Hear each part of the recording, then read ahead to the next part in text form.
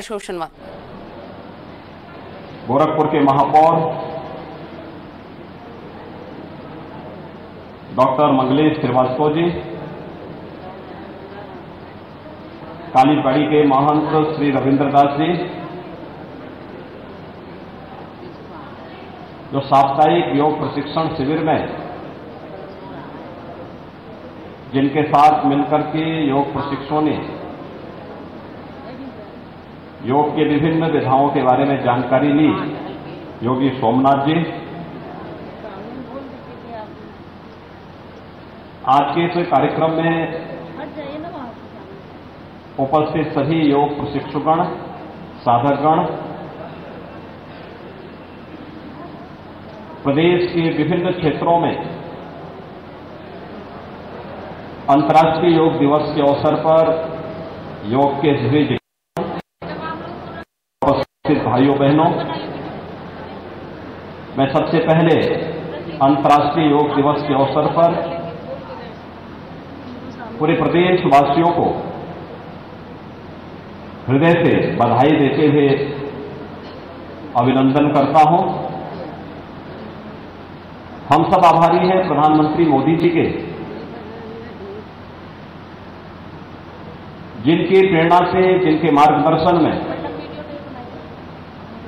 आज दुनिया के लगभग 200 देश अंतर्राष्ट्रीय योग दिवस के अवसर पर योग के विभिन्न कार्यक्रमों के साथ जुड़ करके, विभिन्न विधाओं के साथ जुड़ करके भारत की ऋषि परंपरा के प्रति अपनी कृतज्ञता ज्ञापित करेंगे। ये भारतीय मनीषा की विश्व मानवता के कल्याण के लिए दिया गया एक उपहार है। हम सब जानते हैं, हमारी परंपरा कहती है, शरीर माध्यम खलु धर्म साधनम,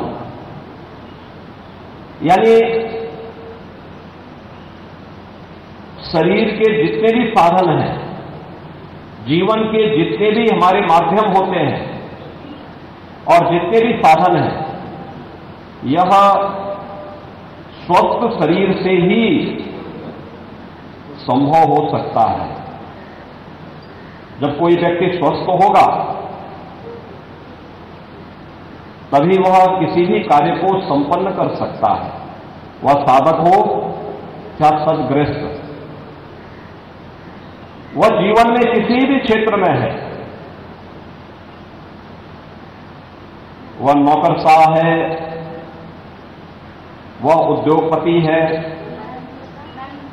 वह किसान है, वह मजदूर है, एक स्वस्थ शरीर से ही अपने कार्यों का संपादन कर सकता है।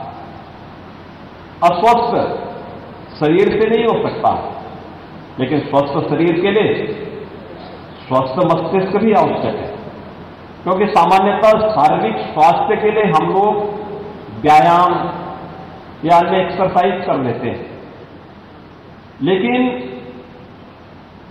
स्वस्थ शरीर के लिए जो हमें एक स्वस्थ मस्तिष्क भी दे सके, यह जिस एक विधा के माध्यम से हम सबको प्राप्त होता है, वह विधा है योग। योग की परंपरा को भारतीय मनीषा ने, यानी हजारों वर्षों की ये परंपरा हम सबकी विरासत का हिस्सा है। हम सबको योग की इस विरासत पर गौरव की अनुभूति होनी चाहिए कि आज हजारों वर्षों से जिसे हम अपने जीवन का हिस्सा मानते रहे हैं, वह आज वैश्विक मंच पर छाता हुआ पूरी दुनिया को अपनी ओर आकर्षित करता हुआ दिखाई दे रहा है। आज भी आप इस बात को महसूस करते होंगे कि दुनिया के अंदर पिछले 3-3.5 वर्षों से जिस एक महामारी की चपेट में पूरी दुनिया आई थी, उस कोरोना कालखंड में भी आपने देखा होगा, इस बात को महसूस किया होगा कि दुनिया के अंदर सर्वाधिक मांग अगर कुछ हो रही थी तो इस बात की हो रही थी कि भारत की आयुष की पद्धति ही हमें आरोग्यता, संपूर्ण आरोग्यता को प्रदान कर सकती है। यानी संपूर्ण आरोग्यता के इस लक्ष्य को प्राप्त करने की दिशा में भारत की ऋषि परंपरा के द्वारा, भारत के द्वारा मानवता के कल्याण के लिए जो मार्ग प्रशस्त किया गया, आज दुनिया उसकी ओर आकर्षित कर रही है। भारत वैसे विश्वगुरु नहीं हुआ, जो कुछ भी है वो व्यवहारिक है, पहले से प्रमाणिक है, और योग भी उसी परंपरा का हिस्सा है। आयुष की मांग, जो लोग पहले चाय पीते थे, अन्य कोल्ड ड्रिंक्स लेते थे, कोरोना कालखंड में सब काढ़ा की ओर चले गए। ये भारत की आयुष की देन है। हल्दी अन्य जगह लोग उपयोग करते थे कि नहीं करते थे, लेकिन भारत की रसोई का एक प्रमुख हिस्सा रहा है। और आज दुनिया के अंदर इसकी बढ़ती हुई मांग भारत के किसानों के लिए एक नए अवसर को भी प्रदान करता है। योग में प्राणायाम, यानी जब सेकेंड वेव के दौरान आप सबने देखा होगा सबसे ज्यादा लंग्स पर प्रभाव पड़ा था, लोगों को श्वास लेने में दिक्कत हो गई। कोरोना के जो हम लोगों ने देखे हैं कि शारीरिक और मानसिक रूप से खासतौर पर जो लोग ज्यादा श्रम करते रहे हैं, उनके लंग्स भी मजबूत थे, उन पर बहुत प्रभाव कोरोना जैसी महामारी के नहीं पड़ पाए, वे स्वस्थ हो गए। थोड़ी अगर पहले तो कोरोना आया ही नहीं उनके पास, लेकिन अगर आया भी तो कुछ ही दिनों के अंदर वे आरोग्यता को प्राप्त कर ली। उनके बीच में मृत्यु दर न्यूनतम थी, लेकिन जो लोग शारीरिक श्रम या श्वास जैसी प्रक्रिया के साथ नहीं जुड़ पाए, उन लोगों को दिक्कत हुई, बहुत कष्ट हुआ था।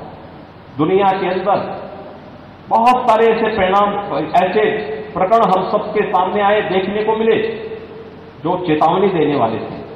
और इसलिए प्राणायाम हमारे लंग्स को न केवल शारीरिक रूप से मजबूत करते हैं, बल्कि शारीरिक शुद्धि के लिए माध्यम बनते हैं। योगासन न केवल हमें स्थिरता प्रदान करते हैं, बल्कि शारीरिक सुदृढ़ता भी प्रदान करते हैं। और इसीलिए योग की इस विधा को आज विश्व मानवता के कल्याण के लिए अगर किसी ने दिया तो भारत ने दिया। भारत की ऋषि परंपरा के प्रति कृतज्ञता ज्ञापित करने का भी यह एक अवसर हम सबके सामने है, दुनिया के सामने है। और यह अवसर भारत को प्राप्त हुआ भारत के यशस्वी प्रधानमंत्री आदरणीय श्री नरेंद्र मोदी जी के कारण, जिन्होंने संयुक्त राष्ट्र संघ में इस बात के लिए लोगों को नई प्रेरणा दी कि वास्तव में अगर विश्व कल्याण का मार्ग प्रशस्त करना है तो विश्व कल्याण का मार्ग वह केवल और केवल योग से हम इसको आगे बढ़ा सकते हैं। विश्व शांति का मार्ग कहीं से आगे बढ़ा सकते हैं तो योग उसका एक माध्यम बन सकता है। आज विभिन्न प्रकार की जो बीमारियां हैं, यानी यद्यपि योग का क्षेत्र बहुत विस्तृत है, हम केवल शारीरिक और मानसिक जब स्वस्थ रहेंगे तब योग के या तो व्यक्ति स्वयं भी अपने किसी कार्य को संपादित कर सकता है। योगी के लिए अध्यात्म के उस क्षेत्र में प्रवेश करने का मार्ग खोलता है, जो चेतना के विस्तृत आयाम को आगे बढ़ाता है। चेतना के बारे में आपने देखा होगा कि उसके बहुत छोटे से भाग का हम उपयोग कर पाते हैं, लेकिन इसका क्षेत्र बहुत विस्तृत है, बहुत विस्तृत है। उस चेतना के विस्तृत क्षेत्र में प्रवेश करने का एक माध्यम होता है, प्रवेश द्वार है योग। एक सामान्य सदग्रस्त के लिए, एक सामान्य नागरिक के लिए शारीरिक और मानसिक स्वस्थ होने का, आरोग्यता प्राप्त करने का माध्यम है योग। और योग की इस परंपरा के साथ आज दुनिया जुड़ती हुई दिखाई दे रही है।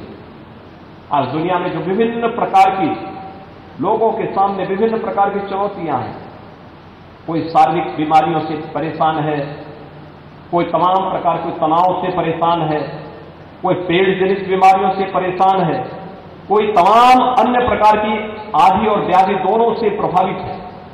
इन सब में संपूर्ण आरोग्यता को प्रदान करने की दिशा में योग की बहुत महती भूमिका है और योग की इस महती भूमिका की दृष्टि से अंतर्राष्ट्रीय योग दिवस एक नई प्रेरणा है, एक नया प्रकाश है देश के सामने, दुनिया के सामने। योग की इस परंपरा में सामान्यतः हम अष्टांग योग को महत्व देते हैं। इसमें यम है, नियम है, आसन, प्राणायाम, प्रत्याहार, धारणा, ध्यान, समाधि की अलग अलग क्रमिक क्रियाएं हैं। लेकिन एक सामान्य रूप से जब आप इसको अलग अलग विधाओं के माध्यम से देखते हैं, जो अलग अलग प्रकार की विधाएं हैं उनके माध्यम से आप देखते हैं, तो यह योग हम सबको शारीरिक और मानसिक शुद्धि का भी एक माध्यम प्रदान करता है। जैसे हठ योग की कुछ विधाएं हैं, उसमें प्रारंभिक कार्यक्रमों को खट कर्मों के साथ जोड़ दिया गया। धोती, बस्ती, नेति, नौली, त्राटक और कपालभाति जैसी क्रियाएं, यानी शारीरिक शुद्धि। व्यक्ति देश काल परिस्थिति के कारण, खान पान के कारण या अन्य कारणों से अगर उसमें कोई शारीरिक विकार आ गया तो शारीरिक शुद्धि का एक माध्यम बनता है उनके लिए योगिक खटकर्म। इन क्रियाओं को, लेकिन ये क्रियाएं नियमित नहीं होती, उनके एक निश्चित पक्ष तय होते हैं। उसके अनुरूप अगर कोई व्यक्ति उसका अभ्यास करेगा तो कायिक रूप से शारीरिक पूरी तरह स्वस्थ होगा। जो तमाम वात जनित, पित्त जनित, कफ जनित अगर कोई विकार उसके अंदर आ गया, उनसे उन्हें मुक्ति प्राप्त होगी।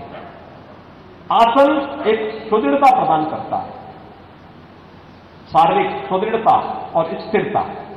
आप अनुमान करिए कि अगर आप एक आसन में, एक स्थिति में देर तक नहीं बैठ सकते, कोई कार्य नहीं कर पाएंगे। आसन वो सुदृढ़ता प्रदान करता है, स्थिरता हमें प्रदान करता है। हमने शारीरिक शुद्धि और स्थिरता तो प्राप्त की, लेकिन हमारे शरीर के अंदर भी बहुत कुछ है। इस शरीर के अंदर नाड़ियां भी हैं। उन नाड़ियों की शुद्धि कैसे होगी? उन नाड़ियों की शुद्धि का माध्यम बनता है प्राणायाम, प्राणों का आयाम, उसका विस्तार शारीरिक शुद्धि के लिए, नाड़ियों की शुद्धि के लिए प्राणायाम उसका एक विस्तार देता है। अलग अलग प्रकार के प्राणायाम, आपको प्राणायाम के क्षेत्र में जब प्रवेश करेंगे तो उसमें आपको अलग अलग प्रकार के प्राणायाम प्राप्त होंगे। आगे की क्रियाएं मन से जुड़ी हुई क्रियाएं हैं। आप सब जानते हैं मन की अपनी विचित्र स्थिति होती है। मन एवं मनुष्याणाम कारणम बंध मोक्ष योग, व्यक्ति के बंधन और मोक्ष दोनों का कारण उसका मन होता है। एक स्वस्थ शरीर के लिए स्वस्थ मन भी आवश्यक है। चंचल मन व्यक्ति को स्थिरता नहीं प्रदान करता है, चलायमान करता है और स्थिर हो जाता है व्यक्ति। मन को कंसंट्रेट न करने के कारण ही बहुत सारे लोगों में प्रतिभा होती है, लेकिन वह पारंगत नहीं हो पाते, अपने जीवन में सफलता के लक्ष्य को नहीं प्राप्त कर सकते। और इसीलिए मन की वृत्ति को, जो चंचल है, उसको नियंत्रित करने का माध्यम हमें योगासन देता है। योग हमें उस क्षेत्र में प्रवेश करने का एक माध्यम प्रदान करता है। और वह किस रूप में? आपने इस बात को देखा होगा, प्राणायाम नाड़ी शुद्धि का माध्यम तो बनता है, लेकिन साथ साथ हठ योग की जो विधा है वह आपको इस बात के साथ जोड़ती है कि मन को नियंत्रित करना सामान्यतः अत्यंत दुरूह कार्य है। ऐसा नहीं कि न कर सकते हो, लेकिन दुरूह कार्य है। लेकिन व्यक्ति के जीने के लिए प्राणायाम आवश्यक है, प्राण आवश्यक है, श्वास। और फिर श्वास को अगर आपने नियंत्रित करने का प्रयास किया, जो प्राणायाम के माध्यम से संभव है, इसमें अनेक क्रियाएं हैं। जिन क्रियाओं का हम, जिसे आप अगर नाथपंथ की परंपरा में देखें तो अजपा जप कह सकते हैं, बौद्ध परंपरा में विपश्यना कह सकते हैं, यानी अपनी श्वास पर ही ध्यान को केंद्रित करना।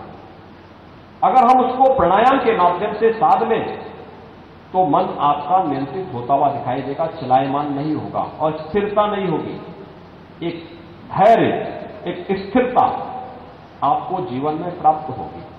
और फिर अगर आपने अपने मन को नियंत्रित कर लिया प्राणायाम के माध्यम से या अन्य योगिक क्रियाओं के माध्यम से, तो शेष योग के अन्य उच्चतम सोपान को प्राप्त करने में हमें सफलता प्राप्त हो सकती है, अलग अलग स्तर पर प्राप्त हो सकती है। लेकिन सामान्य साधक के लिए शारीरिक और मानसिक स्वस्थ बनाए रखने के लिए यह अत्यंत एक आवश्यक कार्य है। और आज के समय में आप देख रहे होंगे क्या स्थितियां चल रही हैं। जहां पे खान पान गलत है, भोगवादी वृत्ति ज्यादा है, वहां पे एक सामान्य ब्लड प्रेशर और शुगर से जुड़े हुए बहुत सारे पेशेंट आपको देखने को मिलते हैं। दुनिया के अंदर जाकर के देखिए, कुछ देशों में तो इसका रेट 25 से 30% तक पहुंच चुका है। एक डरावना दृश्य हम सबके सामने भी भारत के अंदर यह 10 से 12 के आसपास समय चल रहा है। और ये समय है जब हम इसको नियंत्रित कर सके, शुगर की स्थिति को नियंत्रित करना, ब्लड प्रेशर, गुस्से को नियंत्रित करना, अनावश्यक तनाव को पालने की बजाय। आप देखते होंगे सामान्य जीवन में भी अगर कभी आपको बहुत जल्दी गुस्सा आ जाए और स्थितियों में नियंत्रित कर लंबी और दीर्घ श्वास लीजिए। कभी घबराने की स्थिति आती है, लंबी और दीर्घ श्वास आप देंगे, बहुत आराम आपको प्राप्त होगा, गुस्सा धीरे धीरे करके शांत होता हुआ जाएगा। और फिर आप देखेंगे कि आपकी उस पर मजबूत पकड़ होगी, अपने क्षेत्र में आप पारंगत होते हुए दिखाई देंगे। अनावश्यक गुस्सा बहुत बार न केवल तनाव का कारण बनता है बल्कि ऐसी भी घटना करा देता है जो बाद में पश्चाताप व्यक्ति को करना होता है। इसलिए इन सभी को नियंत्रित करने का एक माध्यम योग आपको देता है। बहुत सारी क्रियाएं हैं। शारीरिक शुद्धि होगी तो स्वाभाविक रूप से व्यक्ति के बहुत सारे विकार अपने आप ही दूर होते हुए जाएंगे। पेट जनित बीमारियां दूर होंगी, श्वास से संबंधित विकार दूर होंगे। एक उम्र के बाद ज्वाइंट्स जो एकदम टाइट हो जाते हैं, व्यक्ति बैठ नहीं पाता है, चल नहीं पाता है, उसमें आपको आराम होगा धीरे धीरे करके। उसमें अगर आप नियमित रूप से अभ्यास कर रहे हैं, नियमित रूप से आपके अभ्यास का हिस्सा है, तो उसमें भी आपको आरोग्यता प्राप्त होगी, आप अपने आप को स्वस्थ महसूस करेंगे। इसलिए योग की इस परंपरा को नियमित दिनचर्या का हिस्सा बनाना, केवल 21 जून को ही नहीं बल्कि हमारे जीवन का हिस्सा बने, नियमित रूप से हम जरूर करें। और कुछ बहुत सारी कार्यक्रम ऐसे हैं जिनको हम कर सकते हैं। आयुष मंत्रालय ने अपने प्रधानमंत्री जी की प्रेरणा से जो कार्यक्रम तय किए, ये योग प्रोटोकॉल का, आप इस योग प्रोटोकॉल को ही अपने अभ्यास का हिस्सा बना सकते हैं। सूर्य नमस्कार के कार्यक्रम को अपने उसका हिस्सा बना सकते हैं, या फिर पवन मुक्तासन है, उसके साथ आप उस सूर्य नमस्कार के बाद पवन मुक्तासन के कार्यक्रम को उसके साथ जोड़ सकते हैं। थोड़ा बहुत संक्षेप, बहुत छोटे कार्यक्रम है। सूर्य नमस्कार में कई विधाएं योग की अपने आप समाहित हो जाती हैं। भुजंग आसन है, यानी आसन में यह है कि अगर आपने एक आसन आगे वाला किया है, झुकने वाला किया है, तो उसके लिए फिर आपको उसी प्रकार के उसके विपरीत आसन को भी उसके साथ अगर आप करेंगे तो एक समन्वय बना रहेगा। इन कार्यक्रमों के साथ जुड़ने का एक नियमित अभ्यास जो आपको आरोग्यता की दिशा में आगे बढ़ाने में मदद कर सकता है। और अंतर्राष्ट्रीय योग दिवस उसकी प्रेरणा का दिवस है। और इसीलिए जो नियमित रूप से योगाभ्यास करते हैं उन सभी साधकों के लिए ही भारत की हमारी शास्त्रों की परंपरा क्या कहती है, न तस्य रोगो न जरा न मृत्यु प्राप्तस्य योगाग्नि मयम शरीरम। यानी उसको बुढ़ापा नहीं आता, कोई रोग नहीं पकड़ता, किसी प्रकार की कोई विकृति नहीं आती है। यानी वह व्यक्ति अपनी असमय मृत्यु को भी नियंत्रित कर सकता है जिसने अपने स्वयं के प्रयास से योगाग्निमय शरीर प्राप्त किया है। और अंतर्राष्ट्रीय योग दिवस इस बात की प्रेरणा पूरे प्रदेशवासियों को, पूरे देशवासियों को और विश्व मानवता को प्रदान कर रहा है। मैं एक बार फिर से अंतर्राष्ट्रीय योग दिवस के अवसर पर पूरे प्रदेशवासियों को हृदय से बधाई देता हूं, प्रदेशवासियों के प्रति अपनी शुभकामनाएं व्यक्त करता हूं और विश्वास व्यक्त करता हूं कि भारत की ऋषि परंपरा के प्रति, अपनी विरासत के प्रति जोड़ने का आदरणीय प्रधानमंत्री जी की जो प्रेरणा है, उस प्रेरणा से हम कुछ प्राप्त करके मानवता के कल्याण का मार्ग, आने वाली पीढ़ी के उज्जवल भविष्य के मार्ग को प्रशस्त करने में अपना योगदान देंगे। मैं एक बार फिर से पूरे प्रदेशवासियों को अंतर्राष्ट्रीय योग दिवस के अवसर पर अपनी ओर से, प्रदेश शासन की ओर से हृदय से बधाई देते हुए अपनी शुभकामनाएं देता हूं। धन्यवाद। जय हिंद।